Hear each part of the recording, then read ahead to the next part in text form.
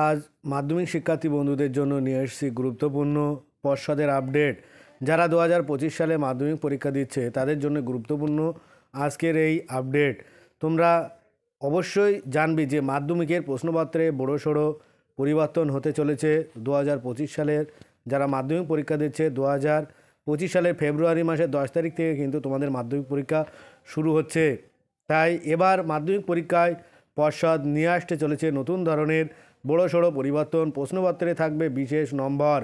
কেন এই পদক্ষেপ তা জানতে সম্পূর্ণ ভিডিওটি শেষ পর্যন্ত দেখতে হবে।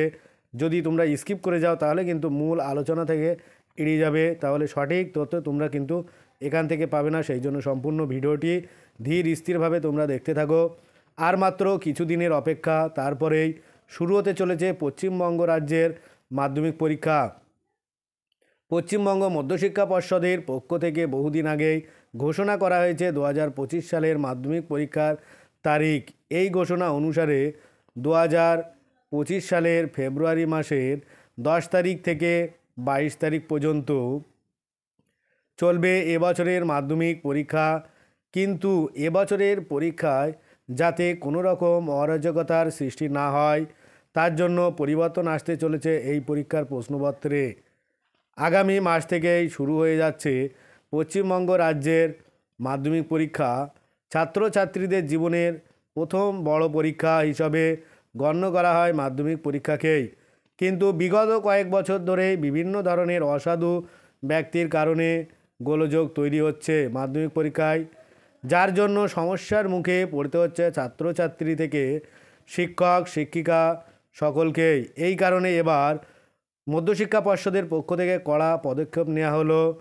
চলতি বছরের মাধ্যমিক পরীক্ষায় প্রশ্নপত্রের মধ্যে পরিবর্তন আনতে চলেছে মধ্যশিক্ষা পর্ষদ। প্রশ্নপত্র ফাঁস হওয়া আটকাতেই কিউআর কোডের পাশাপাশি প্রশ্নপত্রে যোগ করা হচ্ছে সিরিয়াল নম্বর। প্রতিটি বিশেষ সিরিয়াল নম্বরের সাহায্যে প্রশ্নপত্রটি কোন সেন্টারের কোন ঘরে যাচ্ছে সেই বিষয়ে নজর রাখতে পারবে মধ্যশিক্ষা পর্ষদ। এক্ষেত্রে একটা সুবিধা আছে, পরীক্ষা চলাকালীন বা পরীক্ষা শুরু হওয়ার পূর্বে কোনো রকম অপ্রীতিকর ঘটনা ঘটলে সহজেই পরীক্ষার্থী বা শিক্ষক উভয়কেই শনাক্ত করা যাবে বলে আশা করা হচ্ছে। তাই সেই জন্য এবার কিন্তু তোমার কিউআর কোডের পাশাপাশি তোমাদের সিরিয়াল নম্বর দেওয়া হচ্ছে, যাতে অপ্রীতিকর ঘটনা কোনো না ঘটে আর সহজেই শনাক্ত করতে পারে যারা কারচুপি করছে। যারা আমার ভিডিওটি দেখছো অবশ্যই চ্যানেলটি সাবস্ক্রাইব করে পাশে থাকা বেল আইকনটি ক্লিক করে রাখো, যাতে পরবর্তী ভিডিওগুলো পেতে পারো। এরকম ধরনের আরও ইনফরমেশান তোমরা যদি পেতে চাও তাহলে অবশ্যই চ্যানেলটিকে সাবস্ক্রাইব করে রেখো আর বেশি বেশি করে তোমার বন্ধুদের সাথে শেয়ার করো। পশ্চিমবঙ্গ রাজ্যের মালদা জেলায় মাধ্যমিক পরীক্ষা চলাকালীন বিভিন্ন ধরনের অপ্রীতিকর ঘটনা ঘটে থাকে, তবে এবছরের সেই বিষয়টি ভালোভাবে খতিয়ে দেখা হচ্ছে মধ্যশিক্ষা পর্ষদের পক্ষ থেকে। যে সমস্ত সাধু ব্যক্তিরা ছাত্রছাত্রীদের পরীক্ষায় বিঘ্ন ঘটাবেন তাদের জন্য জিরো ইনসিডেন্স জিরো টলারেন্সের টার্গেট রেখেছে মধ্যশিক্ষা পর্ষদ। তাহলে তোমরা বুঝতে পারছো বিষয়টি কেমন। আর চলতি বছরে মাধ্যমিক পরীক্ষার্থীর সংখ্যা প্রায় 15,000-এর মতো বৃদ্ধি পেয়েছে মালদা জেলায়। এর জন্য ইতিমধ্যে গত বছরের তুলনায় আরও একটি পরীক্ষার কেন্দ্র বাড়ানো হয়েছে। এর পাশাপাশি প্রতিটি পরীক্ষা কেন্দ্রে সিসিটিভি, মেটাল ডিটেক্ট এবং কড়া প্রশাসনিক পাহারা মোতায়েন থাকবে।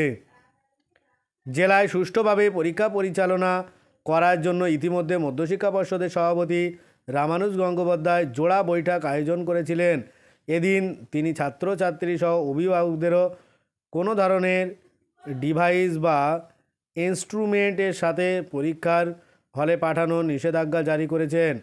এমন ঘটনা ঘটলে সেই পরীক্ষার্থীর পরীক্ষা সম্পূর্ণভাবে কী করা হবে, যারা এরকম অপ্রীতিকর ঘটনা ঘটাবে তাদের পরীক্ষা বাতিল করা হবে বলেও জানানো হয়েছে। পরীক্ষার প্রশ্নপত্র ফাঁস বা নকল করা আটকাতে বিভিন্ন ধরনের পদক্ষেপ নেওয়া হচ্ছে মধ্যশিক্ষা পর্ষদের তরফে। এবছরে এমন ঘটনার নজির পাওয়া গেলে বিশেষভাবে পদক্ষেপ গ্রহণ করবে মধ্যশিক্ষা পর্ষদ। সেই জন্য এখন থেকে সতর্ক হয়ে যাও যারা মাধ্যমিক পরীক্ষা দেবে 2025 সালে। তাই তোমাদের জন্য এই বিশেষ ভিডিওর আয়োজন। তাই তোমরা অবশ্যই সেইভাবে ঠিক মতন প্রিপারেশান নিতে থাকো আর সেইভাবে পরীক্ষা দেবে।